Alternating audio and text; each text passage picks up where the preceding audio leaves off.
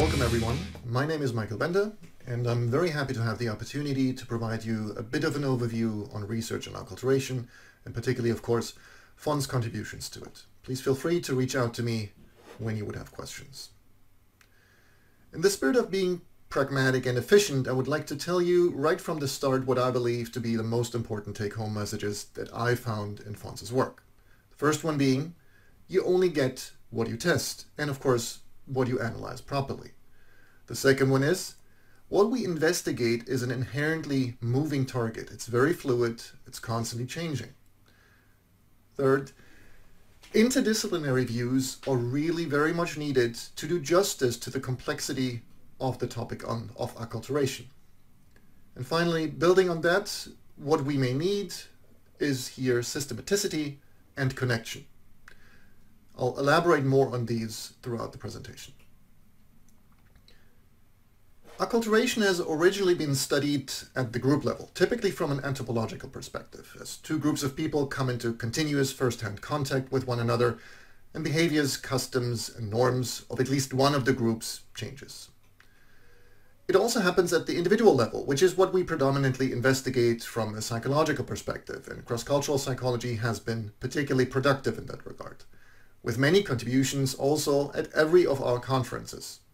Understanding how people negotiate their cultural belonging has become a central task of people working in our field. The largest increase in research has happened at the beginning of the 2000s and seems to clearly continue. It also has become very clear that there's a lot of variety in the way that researchers have approached the topic. I will first provide you with an overview of what has happened in acculturation research in general over the years. This overview is based on the authoritative summary of acculturation research written by David Sam and Colleen Ward in their chapter. Much of what I touch upon can be read in detail in this chapter, which appeared in the textbook I had the pleasure of editing together with Byron Adams, who gives a talk on identity in this symposium.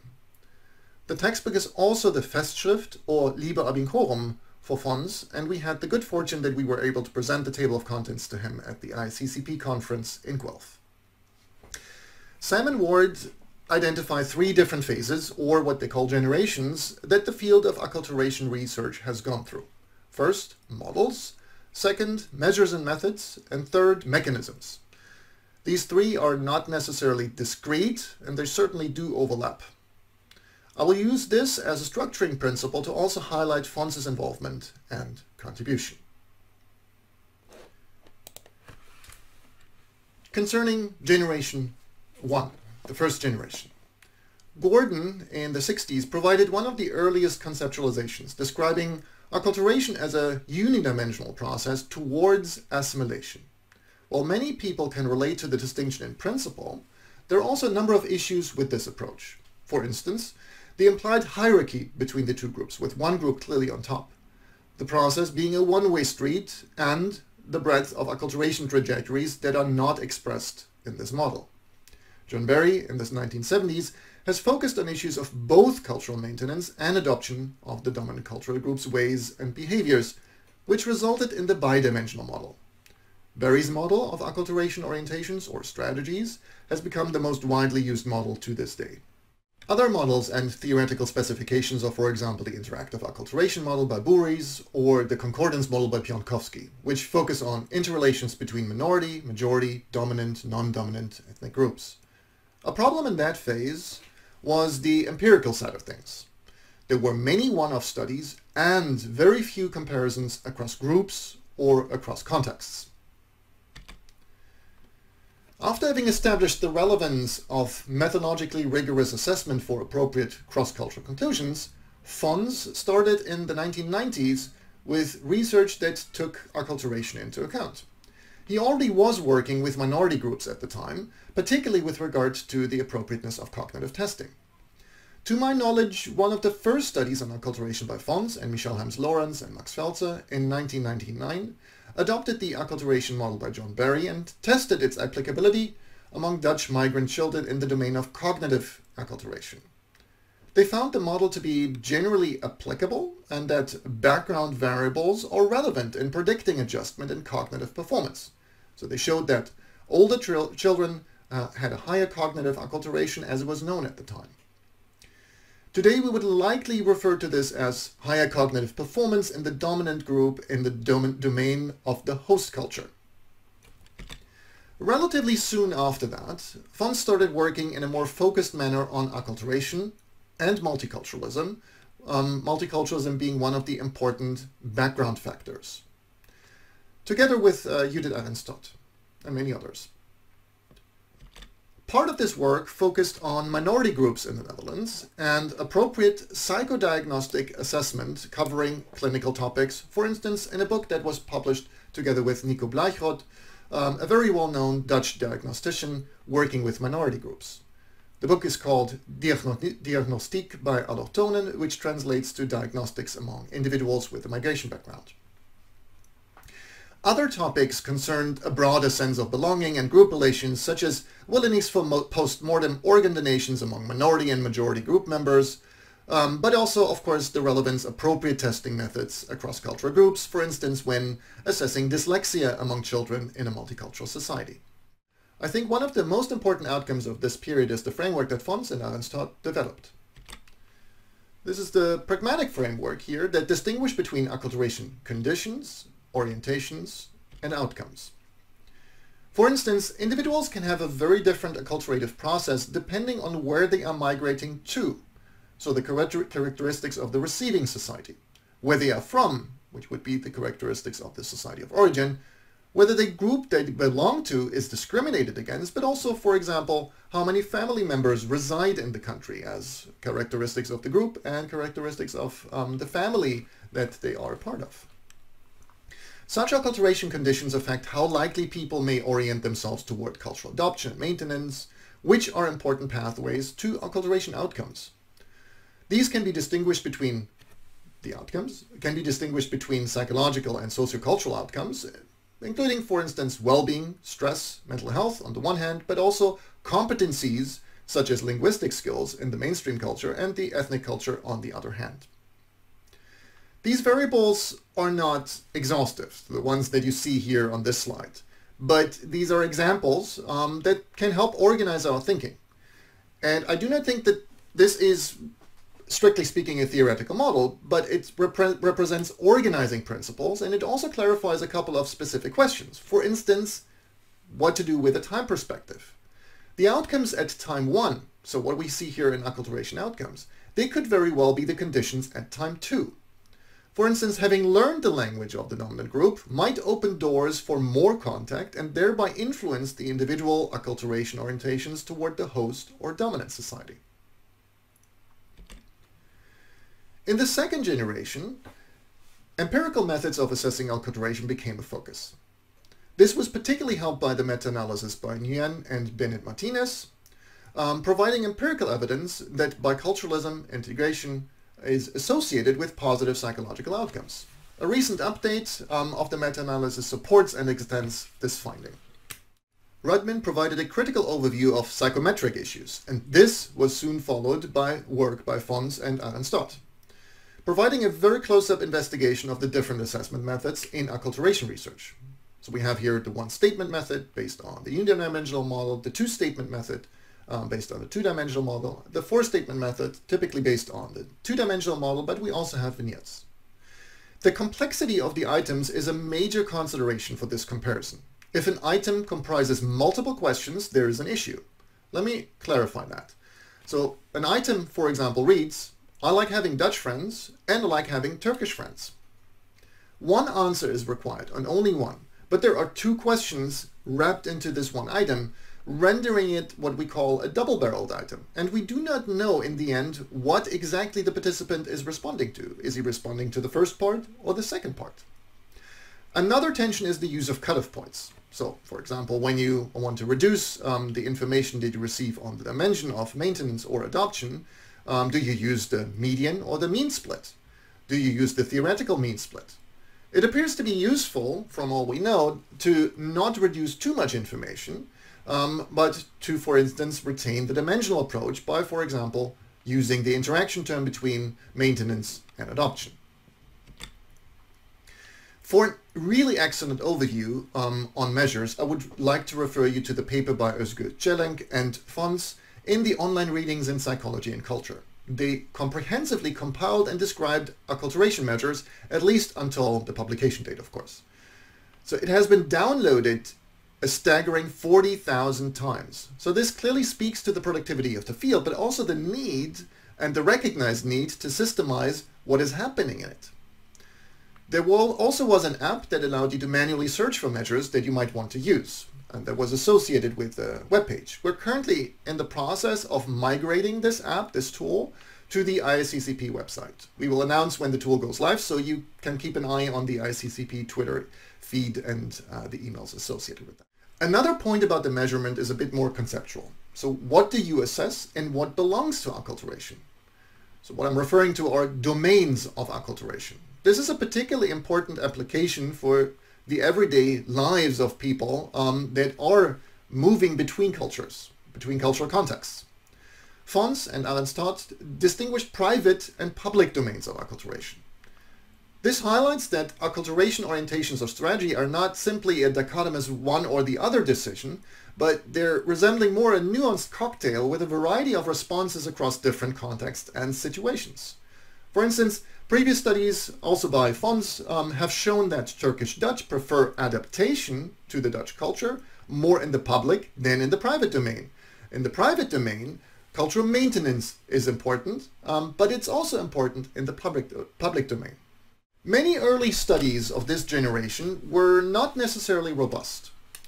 Scales were applied to multiple cultural groups, often, however, without assuring that the scale items could be considered equivalent, that they mean the same thing, and that they assess it in the same way. This is, of course, an important topic throughout Fons's work, and is covered elsewhere in this symposium. In 2006, Arenstadt, Fons, and Ipe highlighted that levels of invariance, so the degree to which something can be considered invariant, differed across life domains, but also response scales and measurement methods in 3 samples of Turkish-Dutch participants. Their conclusion is that we need to exercise a lot of caution when comparing between domains, so for instance public and private, but also between scales, and we need to take this very carefully into consideration. Studies did improve quite a bit. In 2011, Kutlayemu and Fons assessed acculturation and language orientations among Turkish minority groups in Australia, France, Germany, and the Netherlands. They find that a positive climate is associated with a stronger host orientation, but a more assimilationist climate still features a strong heritage culture orientation. This combines a number of aspects that I find useful to point out, also for future research. First of all, there was a systematic variation in terms of the receiving contexts that were investigated, which differed, in Boris terms, in how pluralistic they could be considered in their state integration policies.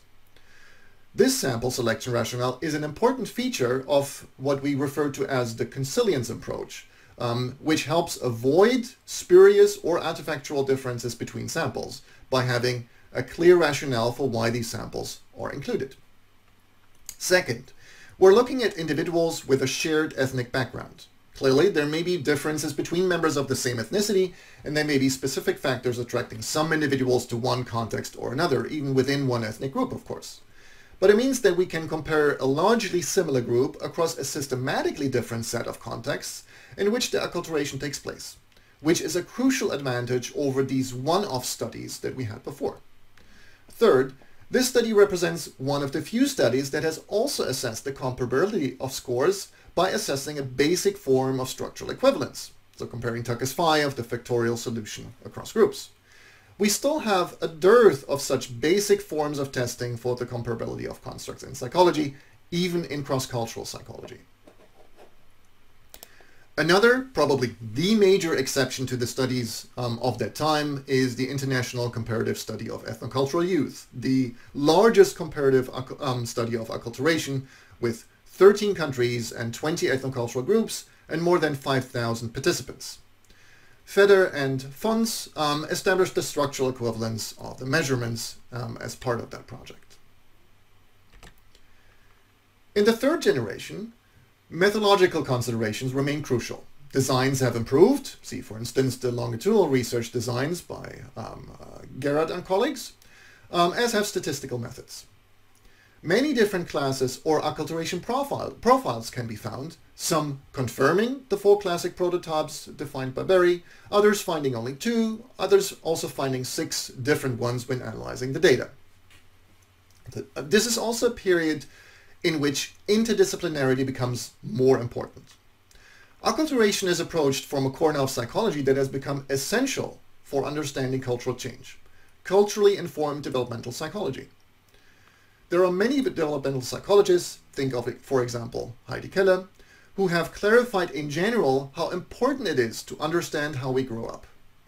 Understanding this developmental process is a necessary condition to understand also our adult adjustment to cultural contexts and our sense of belonging. Understanding the relevance of developmental pathways and early age periods is something that also brings together the fields of identity and acculturation research, which have shown how important it is to consider the family context in predicting adaptive outcomes. In the same vein, Schachner and colleagues investigated with PISA data the indirect effects of adolescents, immigrants, acculturation orientations on school adjustment across countries. These countries differed in the extent to which they had supportive policies, and what they identified as a central variable was school belonging. A lot is going on in terms of defining acculturation and associated processes during that period. There is, for instance, the role of religiosity, polyculturalism, transnationalism, and so forth. There are a few areas that I would like to focus on. One of them, the dimensionality aspect. Gail Ferguson has coined the term tridimensional acculturation, capturing the complexity of Jamaican Americans who have 3 groups that can provide cues for belonging: the European American dominant group, the African American group, and Jamaican immigrants in the US. I'm certain that we'll hear a bit more about this also in the discussion of the talks later on, as Gail is the discussant of this symposium. This notion has also been shown to be particularly relevant for international students, who not only negotiate their sense of belonging vis-à-vis the host culture and their heritage culture, but they also find an important group that they relate to in other international students that they can socialize with. Fons and colleagues have shown that differentiating between the 3 acculturation orientations among international students is relevant in understanding associations with positive acculturation outcomes. In this context, I also want to briefly mention remote acculturation and enculturation, as acculturation in the 21st century is characterized also by an increased availability of cultural cues and potential for connection with distant groups. Technological advances made possible what would have been unthinkable decades ago. Remote acculturation may have both negative and positive health outcomes, not unlike many of the experiences that are also common to immigrants, for instance, an experience of an acculturation gap between adolescents and their parents. And we're all likely aware of the usefulness and emotional importance of video conferencing tools to stay in touch with others we cannot see. The framework that Fons co-developed included acculturation conditions, orientations, and outcomes was also present here. I believe the focus on complexity and dimensionality, and prior to that, interdisciplinarity, brings us to one of the big questions. Can we generalize? Often studies do not necessarily, typically due to methodological constraints, incomparability of samples or scales, or even incomparability across time and policy settings. One important consideration is our research itself. We use different terminologies and have different approaches to similar assessments from a variety of different disciplinary angles. While the latter can, at best, be evidence for convergence and triangulation, the first proves a difficult challenge when aggregating findings to provide an overarching perspective. I earlier mentioned the meta-analysis by Nguyen and Bennett Martinez on biculturalism, and the updated meta-analysis that we did with Maria Sorgiani and colleagues. We also recently conducted a meta-analytic assessment of the relation between social support and adjustment among international students. And we're currently in the process of finalizing a meta-analysis on perceived cultural distance and adjustments. So all topics within the target domain that we're talking about. What we find across both analyses is that the studies we rely on do not always, not even in the majority of cases, report all the necessary statistical information on the samples that they recruited, particularly in the case of studies averaging across groups with multiple cultural backgrounds, which is often the case in studies on international students, but also often when different regions are involved within a national setting. So when, For example, we're looking at urban and rural differences. Many categories that we report on are therefore mixed in these meta-analyses. So that's clearly something that we wanted to avoid, but couldn't. In order to more successfully aggregate our findings with the necessary nuance and attention to detail, I believe we can gain a lot by improving our reporting standards and capitalize more on supplemental material and open science practices, which will allow us to directly connect with data, scale items, and procedural information on how studies were conducted, and this is often unnecessarily omitted from published articles.